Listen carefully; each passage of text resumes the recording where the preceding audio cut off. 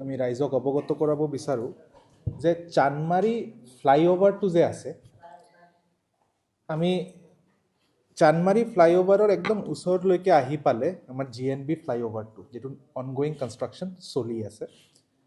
চ' তাৰে প্ৰতি লক্ষ্য ৰাখি যোৱাকালি আমি চবে মিলি পেলাই এটা ফিল্ড ভিজিটো কৰিলোঁ আৰু কামটো আজিৰ ইভিনিঙৰ পৰা আৰম্ভ হ'ব। চ' ৰোড ছেফটি এংগলত গোটেই মেটাৰটো এনালাইচিছ কৰি আমি এটা মানে ডিচিশ্যন লোৱা হৈছে ইন DRSC কমিটি কি চানমাৰী ফ্লাইঅভাৰৰ এটা পাৰ্ট বন্ধ থাকিব ফৰ এৰাউণ্ড 15 days, 15 দিনৰ কাৰণে এটা পাৰ্ট বন্ধ থাকিব। যেতিয়া এই পাৰ্টৰ কামখিনি শেষ হৈ যাব আমি এই পাৰ্টটো খুলি দিম আৰু নেক্সট পাৰ্টটো নেক্সট 15 daysৰ কাৰণে বন্ধ থাকিব আৰু তেতিয়ালৈকে ছিংগল লেইনত both side traffic up down কৰিব। চ' এই ডিচিশ্যনটো কাইলৈ DRSC ভিজিট কৰাৰ পিছত ফাইনেলি লোৱা হ'ল আৰু ডিটেইলছ অফ ট্ৰাফিক মুভমেণ্ট কেনেকুৱা আমি গোটেই এই 30 days আমি এক্সপেক্ট কৰিছোঁ বাই 20th February এই কামখিনি শেষ হ'ব আৰু 20th Februaryত গোটেই ফ্লাইঅভাৰটো আকৌ আমি ষ্টাৰ্ট কৰি দিব পাৰিম বোথ ছাইডত। বাট 20 তাৰিখলৈকে ছিংগল লেইনত বোথ ৱে ট্ৰাফিক চলিব। চ' তাৰ কাৰণে ডিটেইল যিটো এডভাইজাৰী আছে কি কেনেকুৱা ট্ৰাফিক আমি এক্সপেক্ট কৰিছোঁ আৰু কেনেকৈ পাব্লিকক আমি ৰিকুৱেষ্ট কৰিম কি কোন ৰুটটো অল্টাৰনেট ৰুট ল'বলৈ।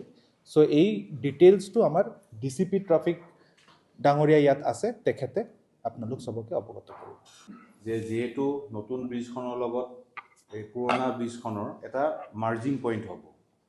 চ' সেই মাৰ্জিং পইণ্টটোৰ কাৰণে আমাৰ যিটো চাব গ'লে যে ব্ৰিজখনৰ বৰ্তমান 15 দিনৰ কাৰণে এটা ট্ৰেক চলি থাকিব।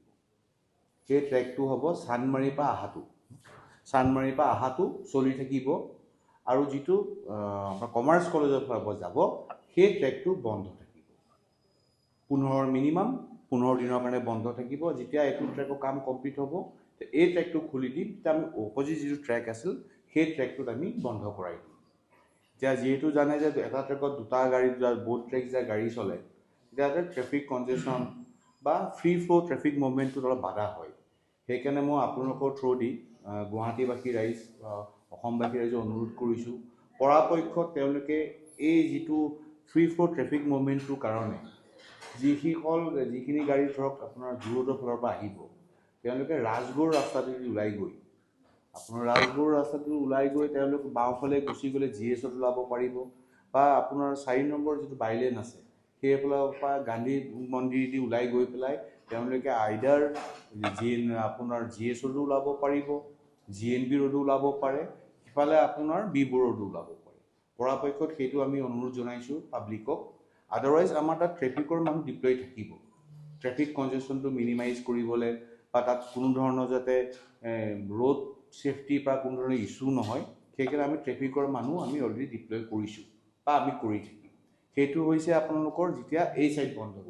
উল্টা ছাইডটো যেতিয়া বন্ধ হ'ব, যেনে চানমাৰীৰ পৰা অহা গাড়ীখিনি যে আহিব নোৱাৰিব সেই ব্ৰিজখনৰ ওপৰেদি, তাত তেওঁলোক চিধা MRD ৰোডেদি গুচি যাব পাৰিব।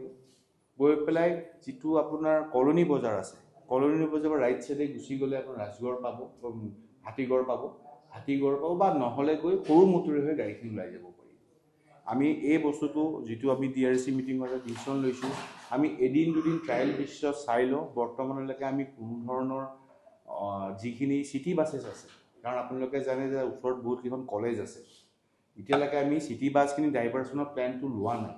যদি কিবা আমাৰ যদি প্ৰথম এদিন যদি অসুবিধা পাওঁ পিছৰ সময়ত আপোনালোকতো জনাই দিম, চিটি বাছো আমি যদি দৰকাৰ পৰে তেতিয়াহ'লে আমি ডাইভাৰ্চনটো ব্যৱস্থা কৰিম। আৰু এইটো আজি ৰাতি নিশাৰ পৰা আৰম্ভ হ'ব, গতিকে অহা কাইলৈ পৰা এই বস্তুটো আমি প্ৰযোজ্য কৰিম। সেইখিনিয়ে মই আপোনালোকৰ থ্ৰু দি গুৱাহাটীবাসী ৰাইজক আৰু অসমবাসী ৰাইজক অনুৰোধ কৰিছোঁ এই ক্ষেত্ৰত যাতে তেওঁলোকসকলে আমাৰ ডিষ্ট্ৰিক্ট এডমিনিষ্ট্ৰেশ্যনক সহায় সহযোগিতা আগবঢ়ায়। আপুনি বিচৰা বাতৰি পাব কেৱল News 18 এপত।